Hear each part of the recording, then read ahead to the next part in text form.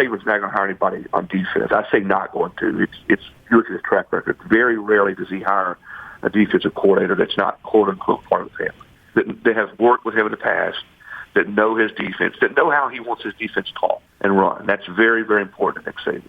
And so all along, Todd Grantham, Kevin Steele were right there in the middle of this deal. Jeremy Pruitt was certainly somebody he thought. Now, I think that's a decision that was made a couple of weeks ago that he was not going to go down that road as coordinator because of the pending stuff out there with the the Tennessee NCAA case. But all three of those guys, have run Nick's defense, have been his coordinator, or worked with him, know that defense. Todd was on campus. He's been there for a year, and you look at what Nick has done with bringing in analysts, and most of those have been on offense the last few years, letting him sort of be there for a year and then promoting him to a coordinator's role. And I think that was the thinking with Todd Grantham when Pete Golding left to go to Ole Miss. Todd was certainly, I think it was his job if he wanted it. He decided, what, NFL was probably a better route for him right now. The offers were pretty similar. And at the end of the day, I think you're going to see this and have seen this with a lot of coaches with how crazy the calendar is now in college football.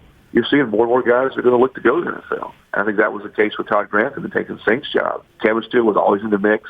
I think with the deal with Kevin, he's only been at Miami for a year. He has moved around a ton over the years. He's coached for another 4 years. But there again, Kevin and Nick Saban have about a 40-year relationship. He's worked with Nick 2 different times. He's a guy that is a terrific recruiter, has recruited extensively in the SEC footprint, and done so with a lot of success. Nick trusts him. He trusts Nick Saban.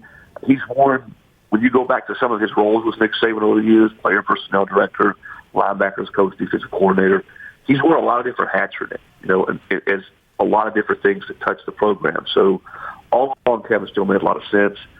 He's, again, a guy who is an SEC type of guy. He's coached now. I think this is his this will be his 4th different SEC school.